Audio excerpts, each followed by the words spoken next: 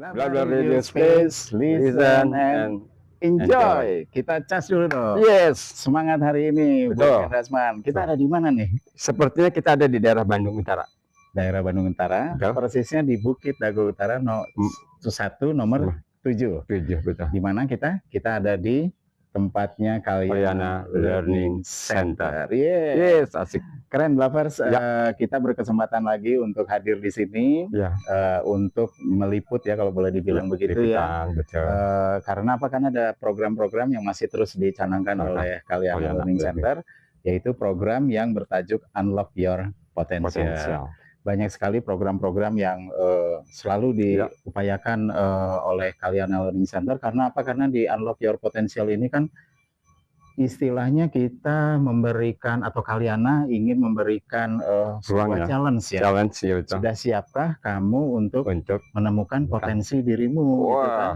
Dengan berbagai macam program yang dihadirkan di sini. Antara lain salah satunya itu ada workshop ya. Betul. Ada, pokoknya di sini sehubungan dengan holistic care Blavers ya. Jadi bagi siapapun yang berminat untuk membuka potensinya dan menemukan potensi dirinya juga, terus kemudian juga secara holistik dia jadi lebih tahu potensi dirinya sejauh mana. Ada program-program yang diupayakan di Kalyana Learning Center ini. Nah, satu hal yang menarik nih Bung Rasman, karena hari ini kita juga akan khususnya hari ini tuh hari kedua ya. Betul, hari kedua penyelenggaraan kegiatan ini, yaitu mulai dari kemarin tanggal 14 Juni dan hari ini tanggal 15 Juni itu topiknya yang sudah diselenggarakan tadi pagi itu sudah ada yoga juga ya. Betul. Dan kemudian nanti ada coaching klinik salsa bersama Bang Reza Nirvananda. Yes. Terus kemudian juga ada basic speaking skills oleh Mbak Gita Andriani. Mungkin kita sudah kenal semua sama dia ya. Dan juga pastinya akan sajikan juga oleh pengelola dari Kalyana Learning Center, yaitu Mbak Marintan. Nanti kita akan cari tahu bersama liputan kita di Bla Bla Radio Space, dan pastinya dengan cuaca yang cerah ini amat sangat pas banget ya. Unlock Your Potential ya. Gitu. Oke Bung Rasman, sip, kita akan menuju ke sana karena kita akan mencari tahu lagi apa aja sih program yang direncanakan di sini ya. Oke Blavers, yuk kita ikuti liputan kita bersama kita. Saya Ferry Flow, saya Hendrasman. Bla Bla Radio Space, listen and enjoy. Blavers, station on Bla Bla Radio Space, listen and enjoy. Bla Bla Radio Space, listen and enjoy. Masih di keseruan Unlock Your Potential by Kalyana Learning Center. Sudah bersama saya Mbak Marintan. Halo, apa kabar Mbak Marintan? Halo, baik. Baik sekali ya, alhamdulillah. Senang sekali bertemu kembali ya. Iya, seru banget ya acara Unlock Your Potential ini ya. Iya, lumayan lah. Luar biasa. Ini berarti sudah kali keberapa ya ini kita ya? Ini kita tuh keempat atau kelima ya. Keempat atau kelima ya. Wah, animonya gimana sejauh ini? Nah, sebenarnya tahun-tahun yang lalu itu lebih ramai. Tahun ini memang tidak seramai sebelumnya, tetapi mungkin lebih kegiatan-kegiatannya mungkin lebih terkonsentrasi gitu ya. Ada yang baru, ada hal-hal yang juga mungkin lebih mendalam dibahasnya gitu. Sayang banget juga sebenarnya karena momennya mungkin menjelang liburan gitu ya. Tapi pada prinsipnya sih apa yang sudah diupayakan oleh Kalyana Learning Center ini dengan program Unlock Your Potential ini, pastinya bagi mereka-mereka yang sudah pernah mengikuti kelas di sini pasti sudah mendapatkan manfaatnya juga ya, mungkin sebelum-sebelumnya ya. Gitu. Diharapkan begitu. Baik. Untuk yang kali ini ada penambahan dari materi apa nih Mbak Marintan? Ada beberapa yang baru. Yang baru itu antara lain adalah kemarin kebetulan ada Creative Dance for All. Jadi itu adalah menari, tapi bukan dengan tujuan untuk merampakkan gerakan, tapi lebih membebaskan gerakan. Gitu. Kebetulan ini di fasilitatornya ada Bude Ratna dari Semesta Tari, gitu ya. Yang mengikuti kemarin itu dari anak-anak sampai dewasa, ya cukup seru lah. Seru karena at the end semua terlibat, semua menari, dan kemudian juga semua berupaya untuk melepaskan hambatan-hambatan yang ada pada diri, yang kemudian menjadi hambatan untuk mengeksplor sesuatu yang baru. Gitu ya. Lalu ada tadi ada speaking skills, Ya, basic speaking skills. Basic speaking skills sama Bu Gita, ya.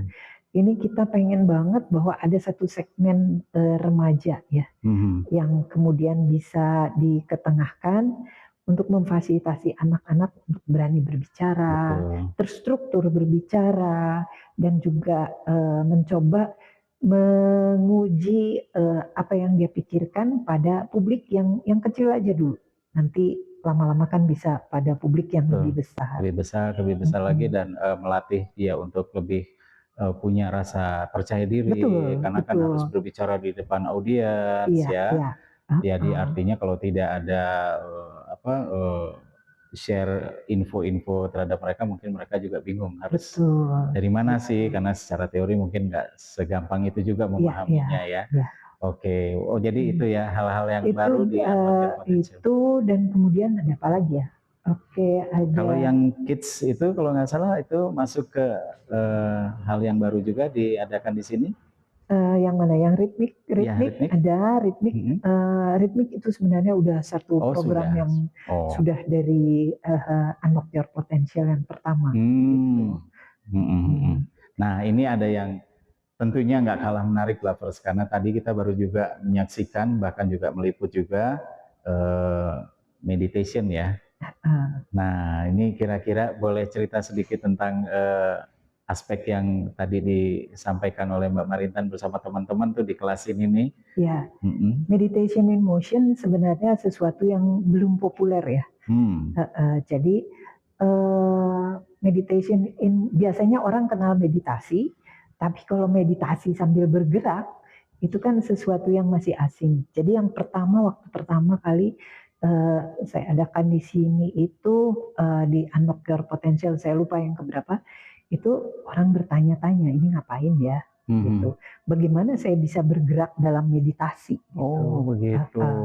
Tapi ternyata tujuan utama dari meditasi ini adalah sebenarnya mensinkronkan antara nafas, antara ritme kita, ritme jantung dan sebagainya, dengan gerakan.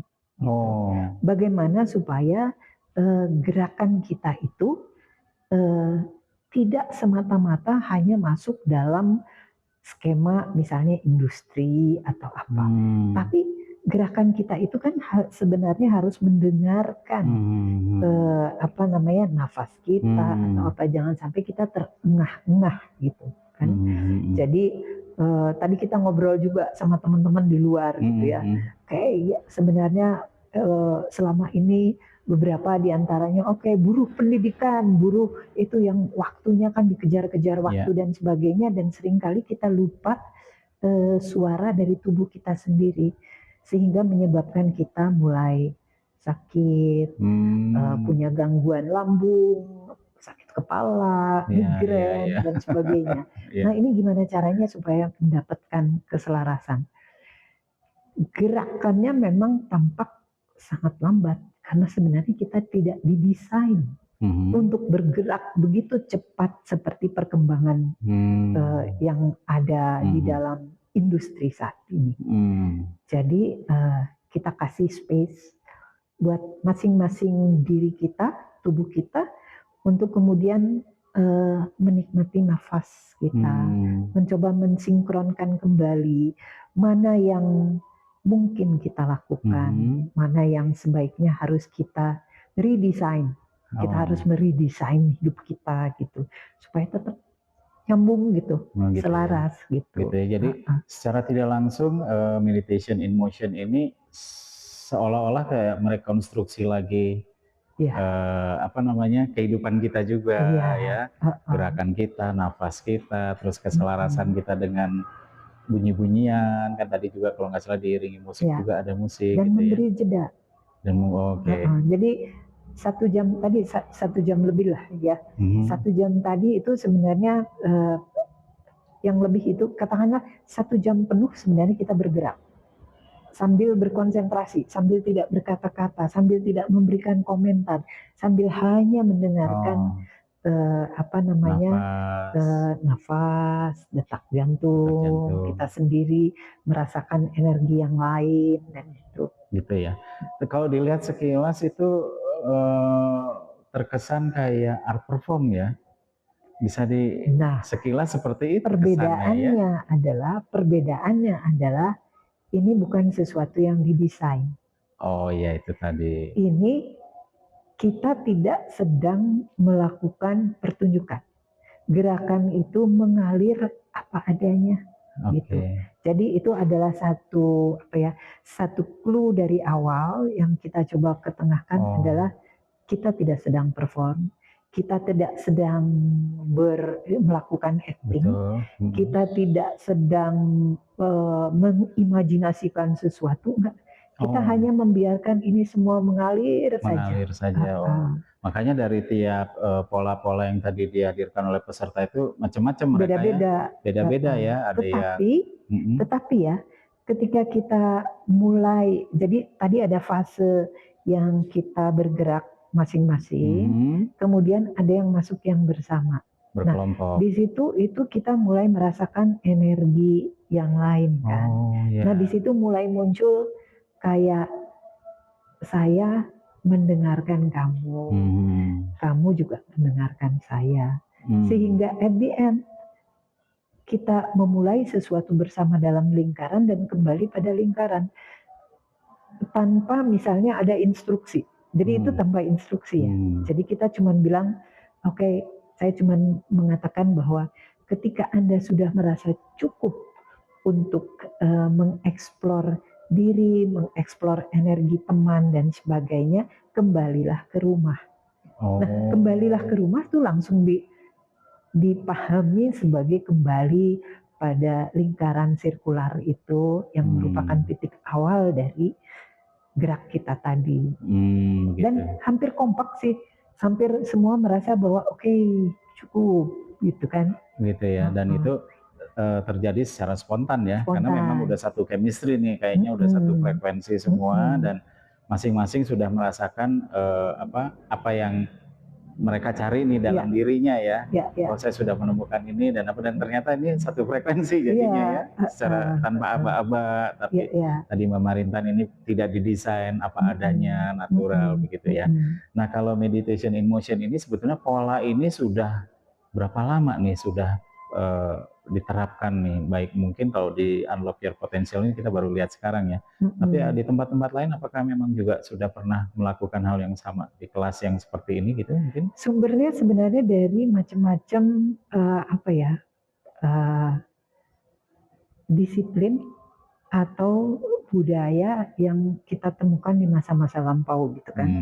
Seperti misalnya kita kenal kan ada disiplin-disiplin seperti misalnya walking meditation, gitu. Itu kan meditation in motion juga, kan? Begitu. Kan ada dulu kalau kita kenal misalnya dulu para biksu yang kemudian melakukan hanya berjalan, tidak berkata-kata, dan kemudian melalui kerumunan manusia yang cukup banyak untuk melatih konsentrasi, untuk kemudian juga memahami memahami dinamika yang ada di luar. Kan kita nggak mungkin, kalau kita memang berinteraksi dengan dinamika ini, kita tidak akan pernah tahu bahwa karakteristik dinamika ini seperti apa. Jadi dia mengambil sikap untuk kemudian melakukan walking meditation, gitu. Itu ada.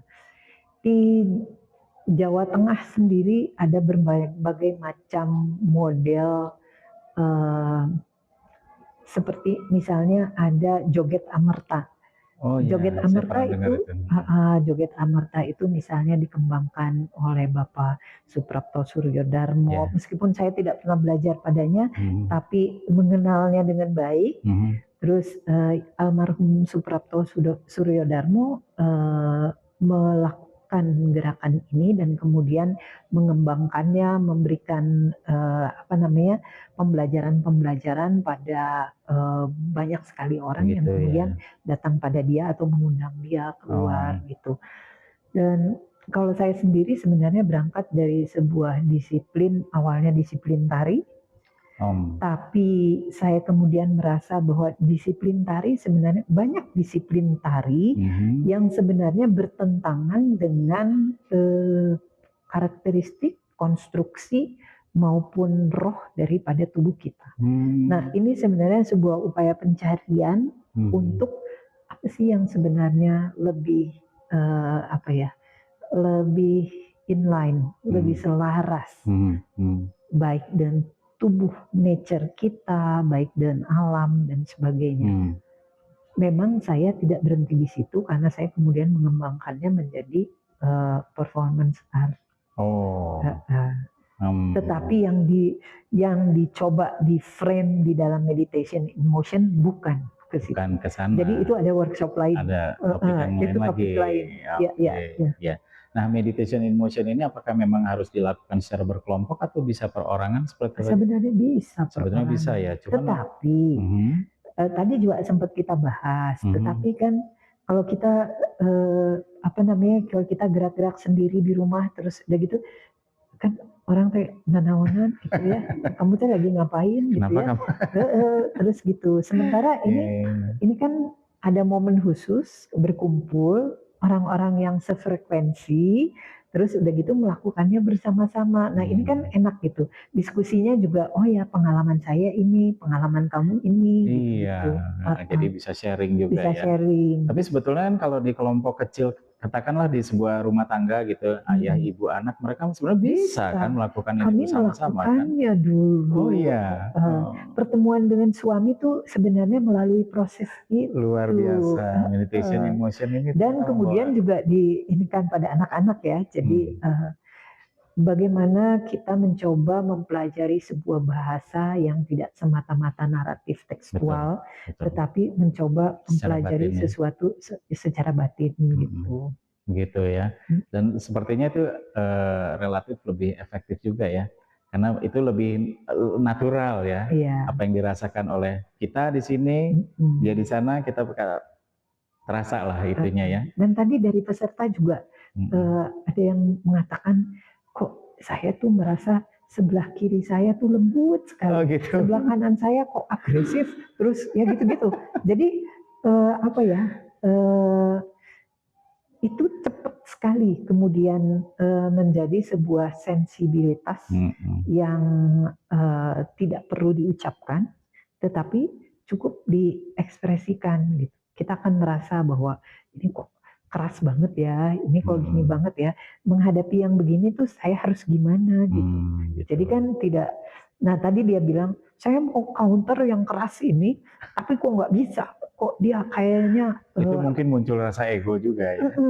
Nah sekarang kita gimana sih caranya kita menghadapi orang yang ego tinggi, punya agresivitas yang juga kuat gitu-gitu. Ini mau kita siasati bagaimana? Siasati dan pastinya diselaraskan ya, iya. Supaya kehidupan ini lebih harmonis. Betul. Satu dengan yang lainnya karena kita udah selaras nih, apapun karakter kita masing-masing mungkin begitu. Betul. Ya. Oke, nah kira-kira untuk mengikuti meditation in motion ini apakah memang bisa atas kesadaran sendiri atau butuh ada seseorang yang memberikan edukasi, udah kamu ikut aja seperti ini. Nah, menurut pengalaman Mbak Marintan itu lebih banyak porsi yang mana? Apakah memang dengan kesadaran sendiri atau ada suggest dari siapa gitu? Sebenarnya kan semua juga cocok-cocokan ya. Jadi ada meditasi versi ini, ada yoga, ada access bars, ada macam-macam gitu kan. Nah, mana sih yang mana? Semuanya kan tujuannya sebenarnya untuk holistic health ya. Jadi kesehatan yang utuh, yang menyeluruh gitu, jiwa, raga dan sebagainya. Nah, mana sih yang paling cocok gitu? Jadi orang mau memilih aja gitu ya. Kalau kesempatan untuk mengalami kan selalu dibuka gitu. Tidak semua orang loh cocok dengan ini. Jadi Meditation in motion butuh konsentrasi yang cukup tinggi karena dia di satu sisi dia mengajak kita untuk fokus, di sisi lain tubuh ini bergerak tapi fokus gitu. Nah, jadi ada pengalaman dari workshop yang lain, ada yang sama sekali nggak bisa. Oh iya. Lalu dia bertanya, saya harus ngapain? Saya nggak bisa kayak gini. Saya bilang, gimana kalau kamu jalan? Kamu jalan aja setiap hari. Kamu butuh jadi dia membutuhkan sebuah perjalanan yang panjang dan yang punya awal dan punya tujuan. Gitu. Jadi nggak bisa dibebasin gitu. Jadi jalan kaki aja. Oke, tinggal di kompleks, berapa kali putaran kamu setiap hari untuk kemudian konsisten, fokus, disiplin pada gerakan ini. Gitu. Dan pada saat melakukan hal tersebut itu tentunya kan alam pikiran dia juga sudah berjalan juga ya. Apa yang sedang dia pikirkan pada saat dia melakukan perjalanan itu keliling-keliling kompleks. Terus aku bilang gini, jangan menegur orang, jangan ngobrol-ngobrol, jangan apa, udah diem aja, jalan diam. Kalau bisa tiap hari mulai meningkat durasinya, terus untuk melatih fokus ini. Fokus gitu. Itu tadi ya, oke. Baiklah. Ini kalau bicara unlock your potential yang sudah kali kelima ya tadi ya kalau nggak salah ya. Nah, untuk rencana ke depan ini kira-kira ada pembaruan program lagi mungkin, Mbak Marinda? Nah, kita coba lihat feedback ya. Feedback dari kita selalu minta feedback dari teman-teman, dari yang partisipan tadi kira-kira apa ya? Karena kita bisa punya kehendak untuk membuat kegiatan begini begitu, tapi ternyata demand-nya tidak ada. Gitu. Jadi kita cobalah untuk kemudian mengkonfirmasikan ini. Begitu. Nah, kalau bicara apa yang mungkin akan dicanangkan nanti kan sebetulnya aspek dari membuka potensi diri itu banyak hal ya.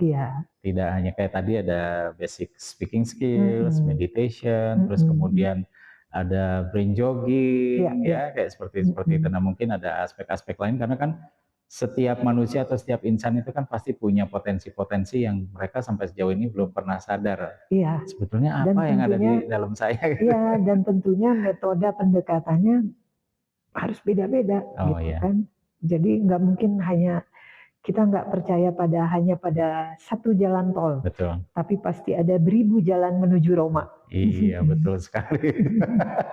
Luar biasa.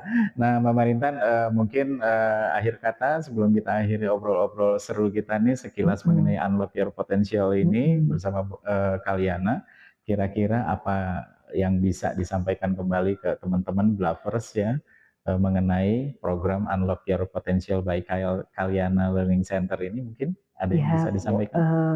Dimanapun sebenarnya dan kapanpun kesempatannya, gali diri, gali potensi, dan kemudian juga jangan pernah lelah belajar gitu. Jadi belajar itu juga harus dilakukan dari usia kapanpun sampai usia kapanpun juga. Jadi belajar sepanjang hayat.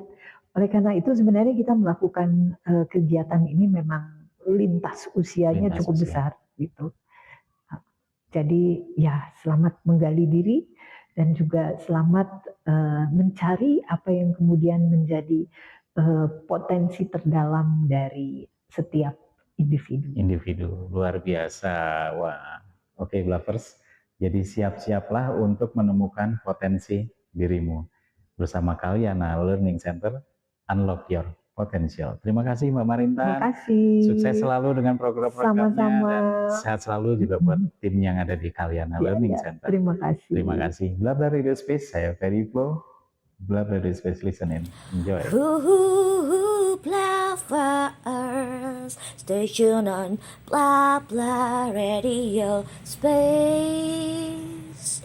Listen and enjoy. Blah Blah Radio Space, listen and enjoy. Nah, Bluffers, yang nggak kalah serunya tadi di acaranya Unlock Your Potential by Kalyana Learning Center. Kenapa? Karena tadi juga ada materi tentang basic skill ya, betul Basic ya. speaking skills. Basic speaking skill bersama Mbak Gita. Halo Mbak Gita, apa kabar? Halo. Luar biasa nih, di mana-mana kita ketemu ya. Alhamdulillah, ya masih Alhamdulillah. bisa bersilaturahmi. Betul, betul banget.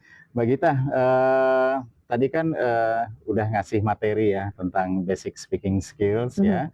Terus kira-kira kalau sehubungan dengan unlock your potential ini, seberapa jauh sih atau seberapa pentingkah basic speaking skills ini buat teman-teman yang kira-kira memang ingin menggali potensi dirinya. Nah, kira-kira Mbak Gita punya apa yang bisa disampaikan ke Bluffers nih? Oke, Bluffers, jadi dari namanya basic speaking skills itu adalah skill dasar yang memang harus dimiliki oleh siapapun, apapun background pekerjaan, apapun background pendidikannya, setiap orang itu punya potensi nih untuk bisa melakukan komunikasi dengan baik. Jadi tadi saya menyampaikan beberapa hal yang sebaiknya dimiliki dari beberapa ilmu yang saya pelajari, dari pengalaman yang pernah saya temui juga, dari komunikasi bertemu dengan banyak orang.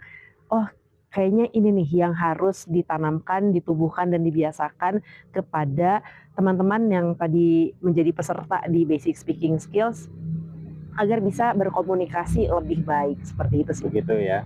Nah, kira-kira setelah tadi teman-teman peserta ikut pemaparan dari Teh Gita sendiri, kira-kira bagaimana mereka akhirnya sudah bisa menyerap apa yang kira-kira menjadi dasar paling penting di basic speaking skills ini? Kira-kira dari mereka ada masukan?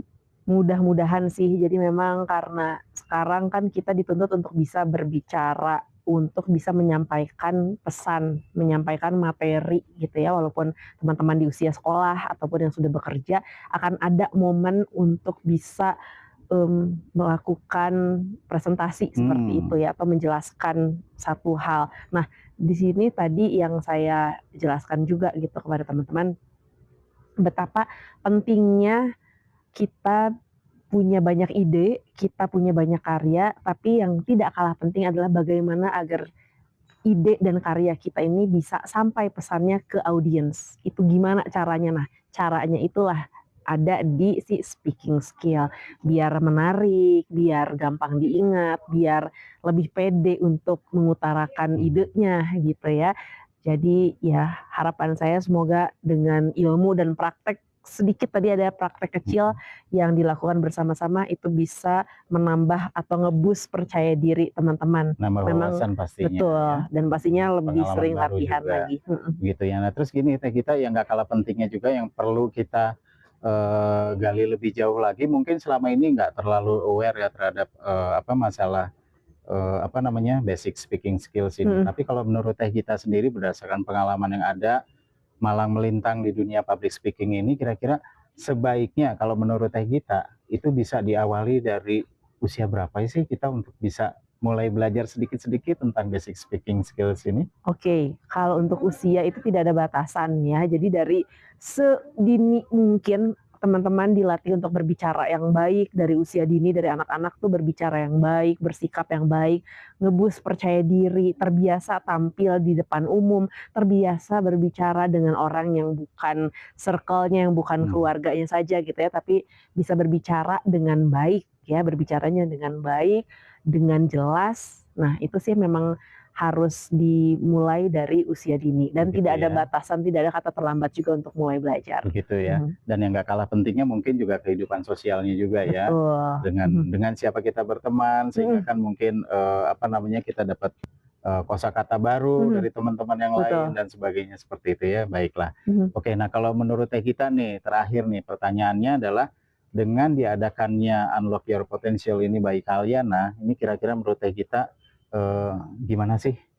Seberapa pentingnya nih perlu ada program seperti ini lagi? Pastinya dari judulnya Unlock Your Potentials, jadi kita bisa mengenal diri kita sendiri, kemampuan apa saja yang dimiliki diri kita, kemampuan apa saja yang bisa diasah dari dalam diri kita, yang itu bermanfaat tidak hanya untuk diri kita sendiri, tapi juga bisa bermanfaat untuk orang lain. Karena kembali lagi kita adalah a part of society, kita bagian dari masyarakat. Manusia adalah makhluk sosial yang berkehidupan sosial juga. Jadi yuk kita cari, kita gali apa saja sih yang kita miliki dan kita bisa asah dengan baik. Wah, luar biasa Blavers ya. Yang mudah-mudahan apa yang tadi juga sudah disampaikan di kelas dan juga sekarang nih sudah berbagi info-info juga terhadap Blavers, mudah-mudahan ini bermanfaat buat kita semua ya. Amin, semoga. Sekali lagi terima kasih banyak Teh Terima Gita. kasih. Sukses selalu pastinya, sampai ketemu lagi di momen yang gak kalah serunya ya. Terima kasih Babla Radio Space. Amin, terima kasih kembali. Nah itulah Blavers, unlock your potential. Sudah siapkah kamu menemukan potensi diri kamu? Bersama saya Ferry Flow dan bersama tim di sini, Blabla Radio Space, listen and enjoy. Blavers, station on Blabla Radio Space, listen and enjoy. Ya, Blavers, kita masih ada di kawasannya Kalyana Learning Center, di mana tadi sudah berlangsung di sesi yang berikutnya dance ya. Nanti kita akan cari tahu seperti apa seluk-beluk yang tadi sudah disampaikan coachingnya oleh Mas Reza Nirvananda. Nah, kita cari tahu yuk, Blavers. Sudah bersama saya Reza Nirvananda. Halo Mas Reza, apa kabar? Oh, baik. Cas dulu dong. Sehat, Ini sehat. kayaknya masih berkeringat. Ingat Mas, sisa-sisa tadi. Sisa-sisa tadi. Iya. Oke, Mas Reza, ini Ya. kan sekali lagi untuk yang kesekian kalinya Mas Reza hadir di programnya Kalyana Learning Center, Unlock Your Potential ini. Nah, barusan ini coaching yang Mas Reza sudah sampaikan barusan tuh, ini masih sama seperti yang sebelum-sebelumnya atau topiknya apa yang sekarang materinya? Materinya sebetulnya setiap sesi dalam kelas itu saya selalu akan berikan satu materi agar beberapa materi supaya pesertanya juga fokus di dalam, jadi nggak keluar dari poin-poinnya. Jadi kayak seperti tadi contohnya adalah postur, jadi peserta diminta posturnya dijaga, difokuskan, jadi lebih ke situ yang utama. Yang kedua adalah musikalitasnya, tentang musikalitasnya, karena setiap jenis tarian itu berbeda ya. Walaupun hitungannya 8, tapi tetap itu mengacu pada suatu karakter tarian, sehingga dalam proses pembelajaran musikalitas juga di dalam tarian harus lebih jelas. Pun juga harus aware juga terhadap musikalitasnya ya. Sehingga karakter dari tariannya keluar. Oh, jadi ya betul. Itu logis sih ya. Jadi tapi kalau yang barusan tadi itu lebih ke materi apa? Salsa atau Ya, itu salsa ya. Ya, jadi tadi contohnya satu itu adalah postur, kedua adalah kita lebih mendalami mengenai musikalitas. Oke. Nah, yang ketiga adalah ini penyerapan sebuah karakter. Jadi karakter tarian itu selalu saya ajarkan mengenai filosofinya bagaimana. Nah, filosofinya tentang tarian tadi yang kita latih tadi itu mengenai ke arah Latin ya. Jadi penyerapan karakter Latino itu bagaimana gitu ya. Beda dengan yang karakter misalnya tarian Nusantara, mungkin kalau yang dari tarian Sumatera ke Jawa, tarian panen gitu ya. Jadi filosofinya juga akan jadi root ya, jadi akar untuk arahnya ke body language-nya. Body language. Ya, sehingga karakternya itu jelas terlihat bahwa orang menari ini dia tanpa harus dengar lagunya, sebetulnya dari olah tubuhnya itu, dari body language itu menjelaskan bahwa ini karakter yang ditampilkan. Oh gitu, oke. Nah Mas Reza, ini Blavers juga kayaknya mungkin ada yang belum paham juga ya sehubungan dengan coaching tari tadi itu ya, sehubungan juga dengan Unlock Your Potential-nya Kalyana Learning Center ini. Nah sebetulnya ada nggak sih benefit yang kira-kira bisa dirasakan manfaatnya oleh pesertanya ya, terutama ya dalam dia mengikuti itu, nanti next ke depannya apa sih yang dia bisa peroleh dampak positifnya nih? Nah, mungkin ya karena di sini kan diadakannya Unlock Your Potential itu kan stagingnya bertahap, ada 4 kali atau beberapa kali dalam sebulan. Nah, itu memang kita dari sekolah tari internasional memang mengajarkan bahwa untuk model kelas yang seperti Unlock Your Potential ini seperti ini, kurikulum apa saja yang harus diajarkan. Nah itu jadi mengacu pada suatu namanya pembentukan sebuah karakter, pembentukan sebuah postur badan supaya dimana kan kalau menari itu tujuannya untuk kesehatan ya, kesehatan. Ya, jadi dari posturnya, terus dari anatominya, terus dari bagaimana dia belajar untuk setiap hitungannya untuk berkonsentrasi penuh, ya, dan selagi dia juga erat kaitannya sama untuk melatih kerja otot motoriknya dari badan, sehingga bila mana kalau kita perintahkan dari pikiran bahwa dengan hitungan sekian misalnya arahkan gerak badan Anda atau organ tubuh Anda ke posisinya, directionnya seperti ini. Hitungannya konstan seperti kayak gitu. Jadi memang untuk tarian secara keseluruhan adalah sebetulnya kita olah tubuh intinya, exercise ya, dan lebih mengacu kepada benefit kesehatan. Jadi kita tidak semena-mena hanya menggerakkan badan untuk untuk tujuan yang sia-sia, tapi dari segi postur misalnya, saya ambil contohnya, itu sangat menyehatkan untuk bila mana kita melatih lewat menari atau lewat bidang tari itu kita les itu selalu diajarkan satu filosofi, kedua adalah olah tubuh yang sifatnya ada dua nanti mengarahnya, ada namanya sport science sama sport medicine. Nah, sport science itu ke pembentukan atau mengolah olah tubuh dan organnya, dan itu sangat related sama namanya science. Jadi, nah kenapa jadi ke science, karena sudah di research ya mengenai olah tubuh, bagaimana tubuh yang malas ini harus digerakkan supaya kita tetap konsisten sehat, tetap akan menjaga ya paling tidak kesehatan kita panjang umurnya gitu ya. Dan itu juga menjadi satu dasar kenapa peserta yang barusan tadi mengikuti kelas yang di Unlock Your Potential ya, benefitnya banyak sekali. Satu, sehat, exercise ya. Juga saya juga di dalam kelas yang seharusnya di dalam kelas di tari itu harus mengajarkan namanya stretching ya, badan itu kan terbiasa di kehidupan sehari-hari, daily activities kita nggak pernah kita olahraga, kadang juga kita dari bangun langsung pegang handphone dan lain sebagainya, tapi ini selalu kita kasih edukasi ya. Jadi juga di kelas tari ini juga kami juga atau sebagai staf pengajar atau instruktur selalu mengajarkan satu, pertama filosofi, kedua teknik, yang ketiga adalah etika ya, attitude ya. Jadi sebetulnya kalau dibilang apa saja sih benefitnya, sangat banyak sekali.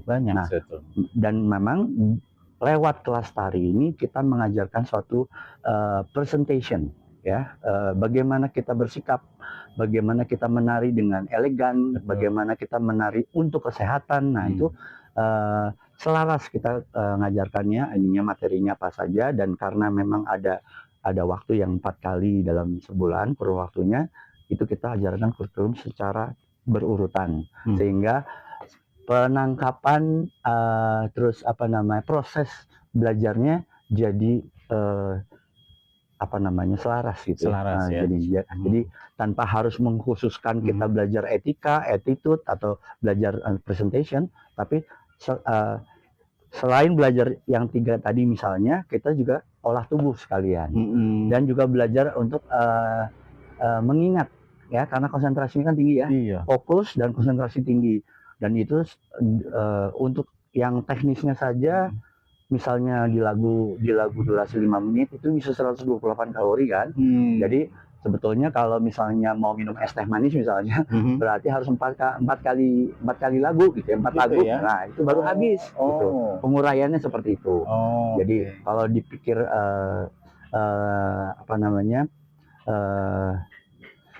simpelnya ya, jadi sekalian kita belajar, ada knowledge yang harus ditransfer dari instruktur untuk kesehatan peserta, dan terlebih lagi adalah bahwa menari itu adalah salah satu opsi ya dari peserta atau dari masyarakat untuk berolahraga ya. Jadi salah satu sarana untuk kita berolahraga diiringi dengan musik, dan pasti jelas akan merasakan kenyamanan ya. Ada pencerahan karena ada knowledge-nya, ada ilmunya, ada ilmu kesehatan, ada ilmu attitude dan sikap, manner dan sebagainya. Itu juga diajarkan karena presentation kan kita nggak bisa sembarangan.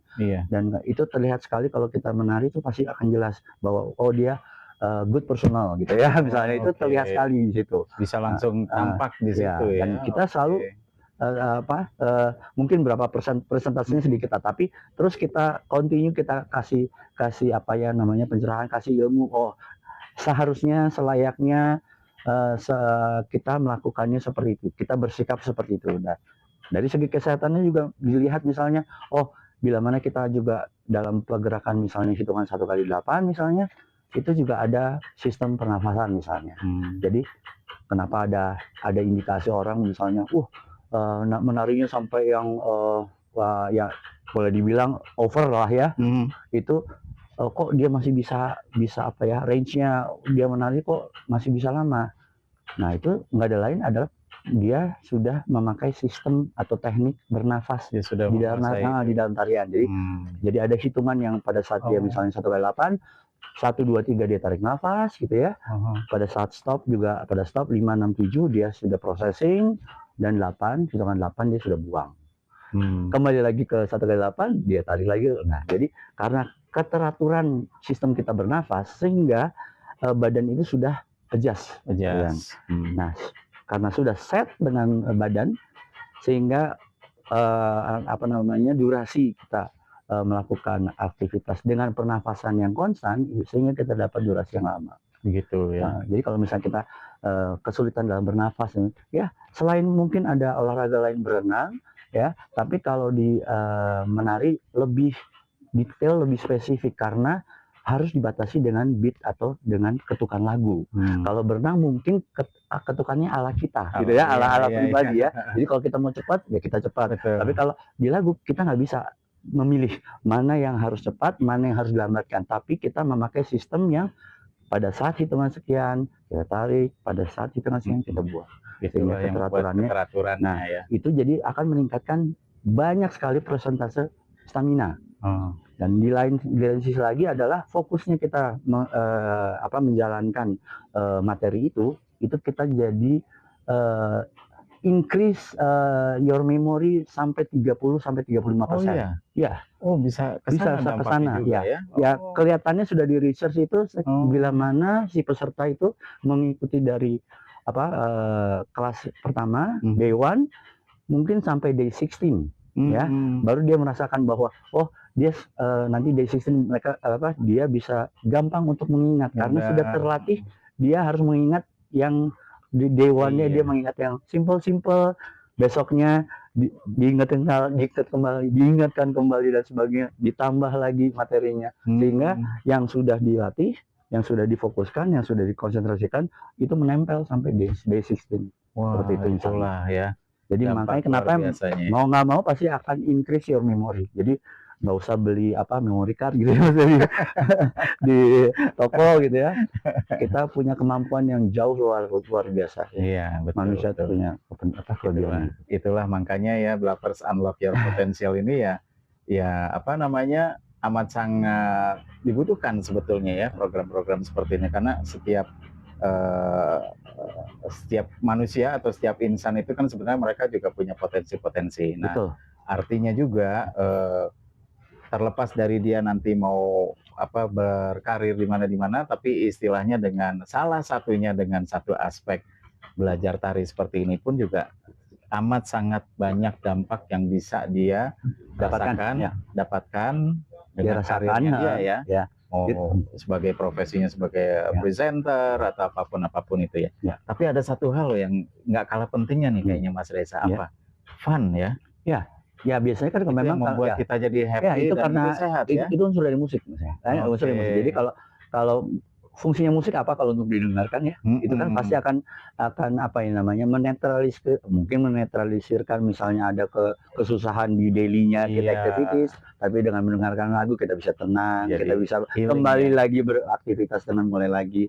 Ya itulah restarting-nya itu ya. Restarting-nya. Nah, seperti itu. Oke. Karena kan pakai lagu ya, kalau nari ya nggak mungkin Betul. nggak pakai lagu. Nah, sekarang kira-kira kalau ada di antara bluffers yang sekira-kiranya nanti ada ketertarikan untuk belajar tari apa segala macam, ini dari rentang usia berapa sih kita sudah bisa memulai ikut olah tari seperti ini? Ya, di sini sudah di research mungkin sudah ratusan tahun mungkin ya. Research ini, walaupun waktu tahun pertama di research tentang tarian itu pendataannya hanya berbentuk tulisan, tapi mengenai detailnya yang sampai saya tadi bilang bahwa menari juga adalah sebagian dari, atau dinamakan juga masuk dalam bagian sport science dan sport medicine. Ya, karena ada kesehatannya medicine dan ada pengobatannya, ada recovery-nya dan sebagainya. Nah, pas lagi pada pencatatan mengenai research tadi juga sampai sekarang pun turun temurun sudah dibakukan, sudah dikonferenskan, ya, sudah dibahas bahwa yang kita latih, yang kita kerjakan, olahraga, tari dan sebagainya, itu semua olah rasa, semua indera kita itu sebetulnya di tarian tuh kita kembali di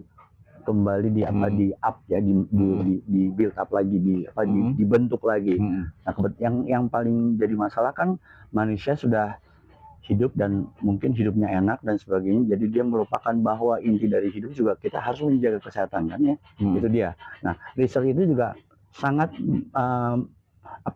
menjelaskan bagaimana seharusnya kita menjalankan hidup kita dengan seperti apa. Harus sehat, harus olahraga gitu ya. Nah, itu juga jadinya di tari juga seperti itu tadi gitu. Jadi memang kita terus memberikan pencerahan, terus memberikan ilmu bahwa selama yang kita pelajari dari bapak ibu kita, dari keluarga kita tentang bagaimana cara kita menjalankan hidup itu, kadang terlupakan dengan kemajuan zaman dan sebagainya, bahwa kita lupa bahwa kita sendiri juga perlu satu maintenance gitu ya, perlu satu olahraga yang harus kita terapkan, itu harus tiap hari. Makanya orang bisa lupa apa dan sebagainya dalam perjalanannya. Karena ada satu yang karena tidak pernah terlatih, tidak pernah.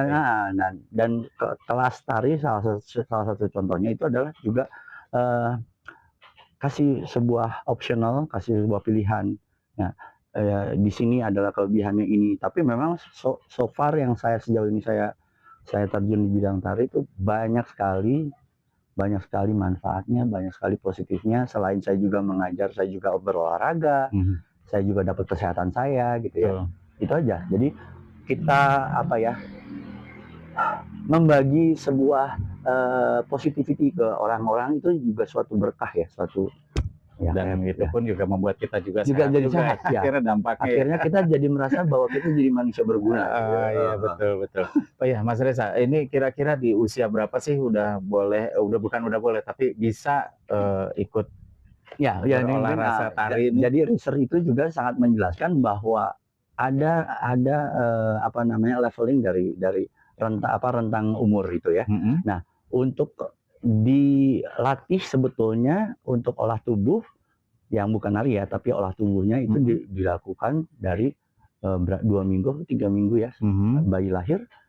Ya, itu sudah harus melakukan stretching atau olah tubuh ya, sehingga pada saat perkembangan dia sudah semakin menjadi bentuknya bayi dan akhirnya menjadi anak muda, anak kecil, anak muda dan sebagainya, itu juga harus melakukan satu stretching sehingga kebiasaan-kebiasaannya yang salah, yang tidak tersadarkan bahwa dia melakukan postur yang salah atau misalnya satu gerakan yang salah, akhirnya jadi akumulasi sehingga nanti sakitnya baru pada masa berapa kemudian dia baru sakit, baru masuk. Kenapa ya sakit? Ternyata dia punya kebiasaan yang sangat membuat tidak sehat gitu loh, gitu ya.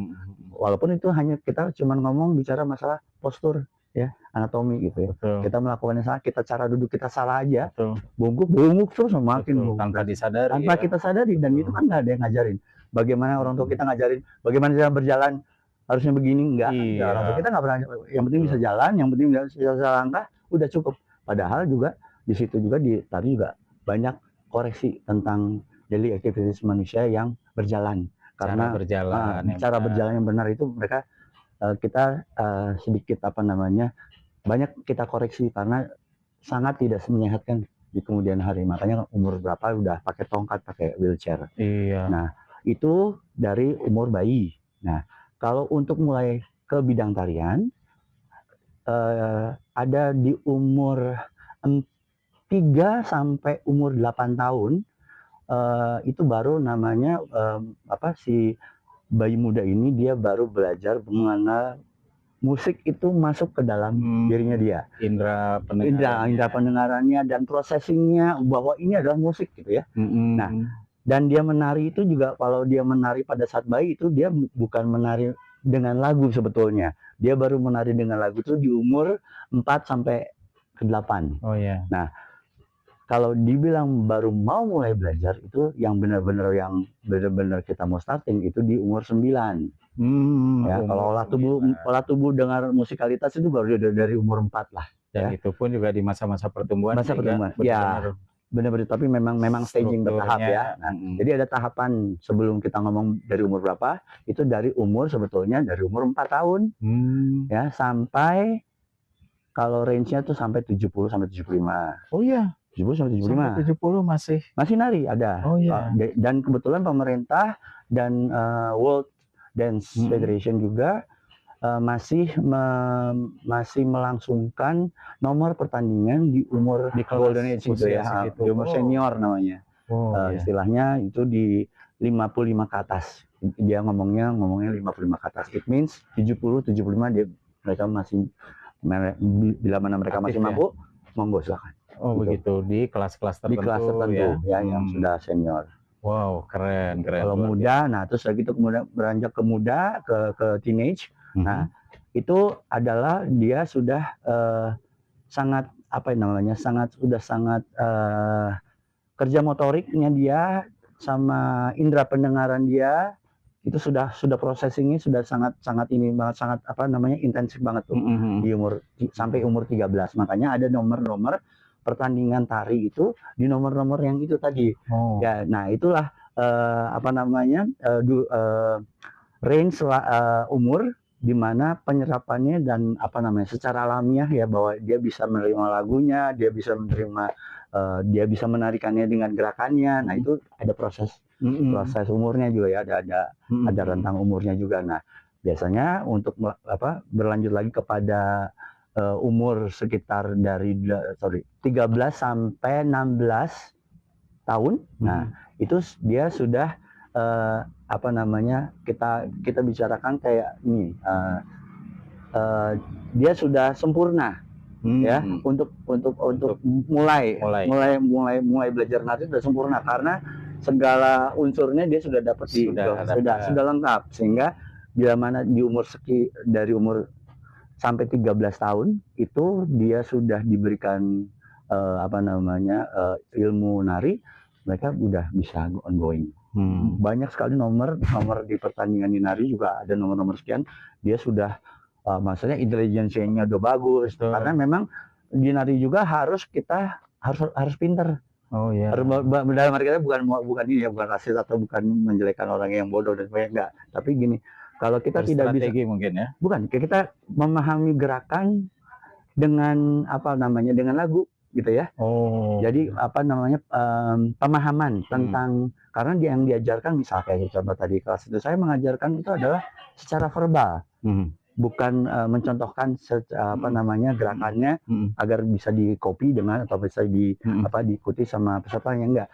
Pada saat materi diajarkan, saya bicara mengenai anatomi. Nah, di umur 13 sudah sangat jelas bahwa ini namanya apa, organ-organ tubuh ya, atau mereka sudah sangat jelas, kepalanya yang ini gitu kan, sudah jelas. Umur 13 sudah tahu. Tapi kalau umur 4 tahun kadang nggak tahu kepala itu apa gitu ya, bagian kepalanya itu apa. Nah, mereka masih belum jelas. Nah, tapi clear 13 itu sudah sangat jelas untuk penerimaan atau memahami tentang ilmu dari nari gitu. Gitu ya. Jadi itu.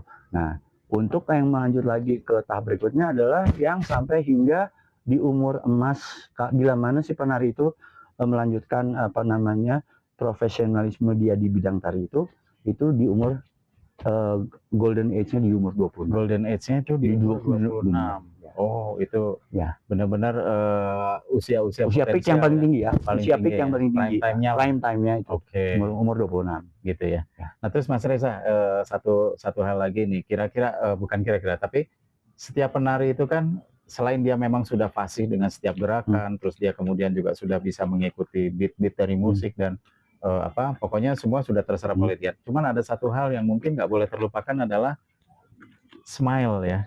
Ya, betul ya. Ya, betul. Ya, biasa memang sih tidak, memang sudah secara alamiah sudah kita rasakan juga bahwa bila mana seseorang yang mendengarkan musik gitu ya, sebagian besar responnya adalah menenangkan gitu ya. Gitu. Kayak bisa merubah suatu mood yang baru dan sebagainya ya, sehingga aktivitasnya jadi lebih ini lagi ya, berubah ya, dari misalnya moodnya jelek mendengarkan lagu jadi senang, akhirnya beraktivitasnya lebih positif. Nah, di nari kan sangat dekat sekali dengan musik, sehingga nggak pernah ada yang namanya kita nggak menyenangi. Kalau nggak menyenangi mana mungkin kita nari ya, karena prosesnya kita nari tapi wajahnya bete kayaknya nggak mungkin juga ya. Nah, tapi juga ada cerita bahwa karena di nari itu banyak karakter yang harus dijelaskan, karena karakter nari itu kan adalah suatu bahasa. Jadi nari itu sebenarnya bahasa. Bahasa interaksi si penari dengan pirsawan, dengan audiensnya. Jadi di berbagai negara yang punya jenis macam tarian, seluruh dunia itu ada berapa ratus kalau nggak salah. Nah, setiap tarian yang dimiliki oleh negara itu dia punya karakter tersendiri. Bahasanya yang di Spanyol ada flamenco juga di diva jadi berapa, ada yang untuk yang sedih, ada yang untuk yang itu masalahnya. Tapi kalau secara overall menari itu pasti akan membuat kita tuh elevate ininya ya, moodnya tuh elevate menjadi lebih menyenangkan gitu ya. Dan orang yang nontonnya pun juga ikut senang juga. Nah, jadi sebetulnya menari itu juga dasarnya adalah berbagi sebetulnya. Berbagi kebahagiaan, berbagi keindahan gitu ya kepada orang yang melihat gitu. Begitu. Wah, iya, kayak tadi saya lihat juga, saya ikut bahagia juga tadi. Walaupun saya nggak ikut. Walaupun saya yang ingat ya. Ya. Nebeng bahagia. Ya, nebeng bahagia, tapi kan itu pahala ya. Pahala, betul. Pahala, ya. Oke. Nah, Mas Reza, mungkin sebagai penutup obrol-obrol kita, sekali lagi tentang aspek dari Unlock Your Potential ini yang diselenggarakan oleh Kalyana Learning Center ini, kira-kira sekali lagi mungkin buat Blavers, apa sih kalau boleh dikata mungkin semacam tips lah atau apapun sehubungan dengan aspek tari menari nih, kira-kira apa Mas Reza yang bisa kita bagi lagi dari Mas Reza? Sebetulnya kan kalau dari konsep dari Unlock Your Potential sebetulnya gini, kalian sendiri kan provide bidang-bidang yang dimana masyarakat bisa memilih mana yang fit atau mana yang cocok untuk kita ikutkan. Tapi intinya bahwa dari program ini juga sudah terlihat jelas bahwa positivity-nya dampak positifnya dari program ini sebetulnya sangat banyak, dan dimana kita bisa meluangkan banyak waktu dan kita bisa lebih memaksimalkan kemampuan kita. Memang tergantung dari fitnya kita cocoknya di mana. Ya, kita tidak pernah tahu ya kalau kita tidak pernah memulainya. Makanya di sini kan Unlock Your Potential, kita nggak pernah tahu sebagai blank paper gitu ya, kertas kosong. Nah, enggak, silakan ikut di Unlock Your Potential. Siapa tahu, kita nggak pernah tahu bahwa saya juga kan dari pengalaman saya juga, saya teknik industri jadinya saya menari kan, saya nggak tahu. Tapi saya lebih merasakan bahwa positifnya kepada my social life, jenjang hidup saya gitu ya, perjalanan hidup saya itu jelas pada saat saya terjun di bidang tari ini, saya banyak sekali positifnya dengan berkenalan dengan banyak orang, orang-orang yang benar-benar yang apa ya, yang edukatif, orang yang benar-benar yang banyak macamnya, tapi mereka biasanya yang suka menarik itu biasanya orangnya punya seni gitu ya. Nah biasanya banyak orang yang berhasil di bidangnya, mereka juga appreciate mengenai seni, dan kalau melihat tari itu mereka juga senang gitu ya, senang gitu. Jadi apa otak kanan dan otak kiri itu kadang orang yang sudah sukses juga coba menari untuk menyelaraskan otak kanan dan otak kiri mereka gitu ya. Karena ya apresiasinya jauh lebih bagus gitu ya. Nah, ini positifnya. Wah, luar biasa, luar biasa. Waduh, terima kasih banyak nih Mas. Sama-sama. Sudah menyempatkan buat ngobrol-ngobrol, berbagi juga dengan Blavers di sana. Jadi Blavers, jadi apa yang tadi sudah disampaikan oleh Mas Reza, mudah-mudahan ini pastinya bisa diambil manfaatnya, dan mungkin ada intisari yang juga Blavers bisa serap juga. Dan kalau Blavers masih penasaran, apa sih potensi kalian sebenarnya? Coba masuk ke potensial, masuk ke kelasnya yang diselenggarakan oleh kalian, Learning Center. Yuk gabung di sini, masih akan ada program-program lanjutan ke depan. Sekali lagi terima kasih Mas Reza, sukses selalu, sehat selalu. Oke Blavers, bersama saya Ferry Flow, Bla Bla Radio Space, listen and enjoy.